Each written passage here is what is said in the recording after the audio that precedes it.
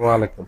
Iran যুদ্ধ বন্ধ করার জন্য ডোনাল্ড ট্রাম্প চীনের কাছে কাকুতি মিনতি করতেছে, চীনের প্রেসিডেন্ট শি জিনপিং এর কাছে, যে ইরানকে বোঝানোর জন্য। এখন যেটা আছে, যুদ্ধবিরতি চলতেছে, এটা যুদ্ধ বন্ধ হয়নি। এটা হলো 2 সপ্তাহ শেষ হয়েছে, এখন আবার নতুন করে কয়েক সপ্তাহের জন্য যুদ্ধবিরতি চলতেছে। এটা যে কোনো সময় আবার যুদ্ধ শুরু হতে পারে। এখন ডোনাল্ড ট্রাম্প চাচ্ছে যুদ্ধ আর ও করবে না, আর যেন যুদ্ধ শুরু না হয়, ইরান যেন আমেরিকা অথবা ইসরায়েলে যেন আর আক্রমণ না করে। আমেরিকা বলতে মধ্যপ্রাচ্যে আমেরিকার যেসব সামরিক ঘাঁটি আছে, ইরান তো 28শে ফেব্রুয়ারি আক্রান্ত হওয়ার পর থেকে পাল্টা আক্রমণ শুরু করছে। আমেরিকার বিভিন্ন লক্ষ্যবস্তুতে মধ্যপ্রাচ্যে যেসব সামরিক ঘাঁটি ছিল, 19টা সামরিক ঘাঁটি ছিল, এই 19টা সামরিক ঘাঁটিতে ধারাবাহিকভাবে 40 দিন এই যুদ্ধটা চলছে, হামলা চালিয়েছে ধারাবাহিকভাবে। ইরানের এই হামলায় মধ্যপ্রাচ্যে আমেরিকার 19টা ঘাঁটি একেবারে ধ্বংসস্তূপে পরিণত হয়েছে। কারণ ইরান যেসব অস্ত্র দিয়ে আক্রমণ করছে, ব্যালিস্টিক মিসাইল, এগুলি ঠেকানোর সক্ষমতা আমেরিকা ছিল না।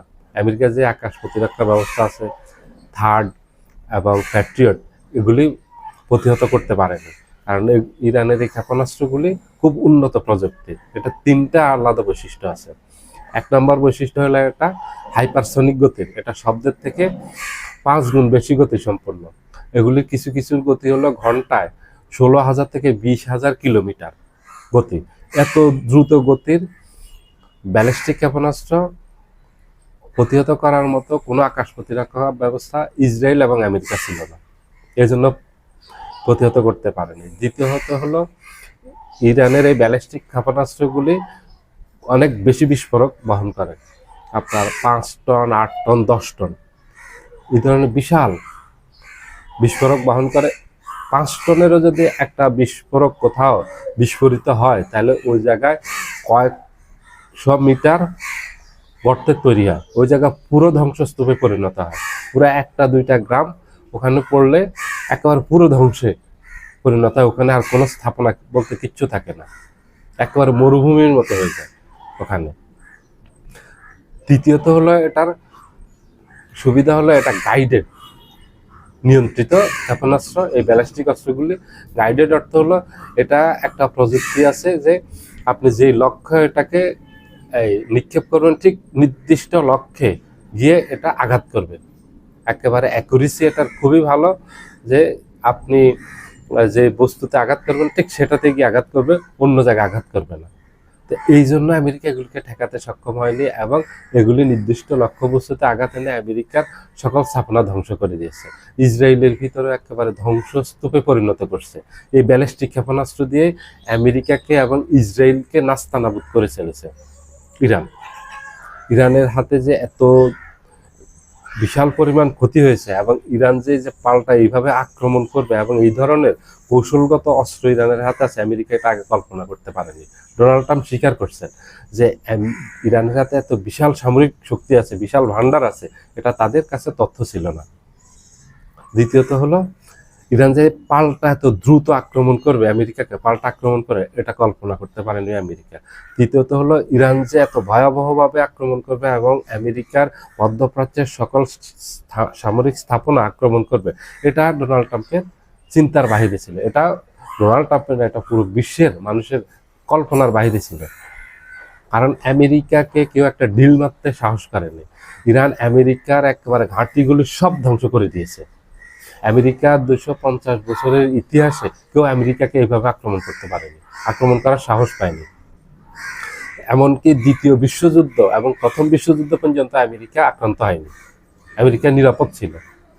সেই আমেরিকা ইরানের হাতে, আমেরিকার মতো একটা সুপার পাওয়ার এবং সাথে ইসরায়েলের মতো একটা শক্তি আছে, 2টা শক্তি মিলে ইরানকে পরাজিত করতে পারেনি।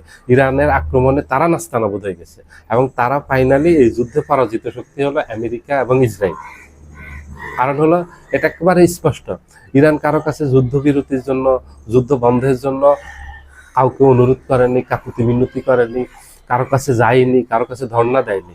আমেরিকা, ডোনাল্ড ট্রাম্প বারে বারে চীনের কাছে, রাশিয়ার কাছে, পাকিস্তান, তুরস্ক, মিশরের কাছে ধর্ণা দিয়েছে, কাকুতি মিনতি করছে ইরানকে বোঝানোর জন্য, যুদ্ধবিরতির জন্য, যুদ্ধ বন্ধ করার জন্য। যুদ্ধ শুরু করার 1 সপ্তাহ থেকে, যখন 1 সপ্তাহ তখন থেকে শুরু করছে ডোনাল্ড ট্রাম্প, যে যুদ্ধবিরতিতে যাবে, যুদ্ধ বন্ধে যাবে। এমনকি আমেরিকা, ডোনাল্ড ট্রাম্প ইরানকে একাধিকবার হুমকি দিয়েছে, হুঁশিয়ারি দিয়েছে, যদি ইরান আলোচনা না বসে, যুদ্ধবিরতিতে অথবা যুদ্ধ বন্ধের আলোচনা না বসে, তাহলে ইরানের সভ্যতাকে ধ্বংস করে দেবে, ইরানকে একেবারে প্রস্তর যুগে পাঠিয়ে দেবে। অনেকে তো ভেবেছিল যে ডোনাল্ড ট্রাম্প হয়তো ইরানের উপর পরমাণু বোমা নিক্ষেপ করবে, পরমাণু বোমা দিয়ে আক্রমণ করবে, কারণ ইরানকে বাগে আনতে পারতেছে না, ইরান যুদ্ধবিরতিতে রাজি না। ইরান যদি পরাজিত হতো তাহলে যুদ্ধবিরতিতে রাজি হতো। এখন আমেরিকা পরাজিত হয়েছে, এই জন্য যুদ্ধবিরতির জন্য ও সবার কাছে কাকুতি মিনতি করতেছে, সবাইকে ধরতেছে, ধর্ণা দিচ্ছে, ভাই ইরানকে বোঝাও। এখন শেষমেশ চীনকে গিয়ে ধরছে, শি জিনপিংকে গিয়ে ধরছে যে ইরানকে বোঝানোর জন্য ইরান যেন স্থায়ীভাবে যুদ্ধ বন্ধে চুক্তি করে। চীনকে ধরার কারণ হলো চীনের সাথে ইরানের দুইটা সম্পর্ক আছে। একটা হলো 25 বছরের একটা সামরিক চুক্তি আছে, এবং এই সামরিক চুক্তিটা বিশাল বড় চীন এবং ইরানের। এটা হয়েছে 2022 সালে, এই চুক্তিটা হয়েছে ইরানের সাথে।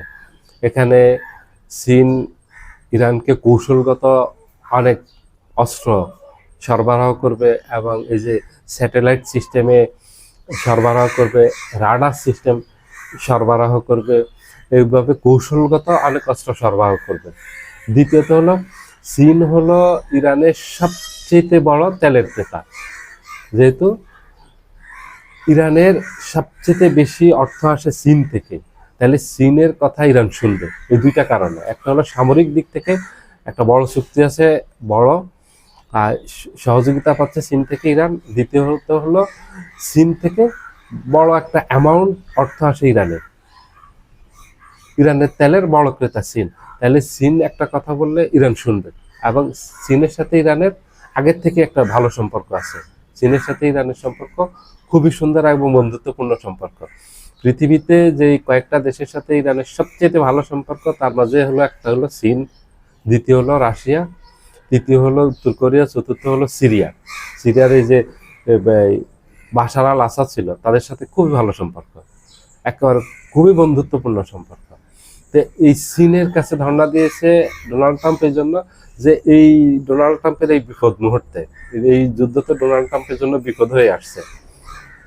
ইরানকে বিপদে ফেলতে গিয়ে এখন উল্টা বিপদে পড়ছে ডোনাল্ড ট্রাম্প এই যুদ্ধে জড়িয়ে। এখন তাকে এই যুদ্ধ থেকে, এই বিপদ থেকে সহযোগিতা করতে পারে, রক্ষা করতে পারে চীন এবং রাশিয়া। চীন রাশিয়ার প্রভাব ইরানের উপর আছে, এই জন্য ডোনাল্ড ট্রাম্প চীনকে দিয়ে ধর্ণা দিছে, রাশিয়াকে দিয়ে ধরতেছে, ইরানকে বোঝানোর জন্য যেন ইরান স্থায়ীভাবে যুদ্ধ বন্ধ করে, এটাতে রাজি হয় এবং আলোচনায় ফিরে আসে। এখন ইরান আলোচনার বাহিরে আছে, মাঝখানে যে পাকিস্তানের মধ্যস্থতা আলোচনা চলছিল, আলোচনার থেকে বেরিয়ে গেছে চীন। এখন আর ইরান এখন আর আলোচনা করতে রাজি না। এখন ডোনাল্ড ট্রাম্প ইরানকে আলোচনায় আনতে চীনকে ধরছে, এবং দ্বিতীয়ত হলো একটা চুক্তি করার জন্য। চুক্তি করে এখন ডোনাল্ড ট্রাম্প তার মান মর্যাদা নিয়ে বের হয়ে যাওয়ার জন্য এই যুদ্ধ থেকে, এই যুদ্ধ থেকে যদি বের হতে না পারে, তাহলে আমেরিকার যে একটা সুপার পাওয়ারের সুখ্যাতি আছে, বিশ্বব্যাপী একটা ইমেজ আছে, এটা পুরো ধ্বংস হয়ে যাবে। এমনিতে আমেরিকার মান মর্যাদা সব ধ্বংস করে দিয়েছে ডোনাল্ড ট্রাম্প। আর যদি ইরানের সাথে চুক্তি করতে না পারে, তাহলে আমেরিকার আর মান মর্যাদা কিছু থাকবে না। এই যে বিশ্বব্যাপী একটা শক্তি এখন পর্যন্ত প্রদর্শন করতেছে, এই শক্তিকে তখন আর কেউ তোয়াক্কা করবে না, হিসাব করবে না। এখন কঠিন বিপদে আছে ডোনাল্ড ট্রাম্প। সবাই ভালো থাকবেন, আল্লাহ হাফেজ।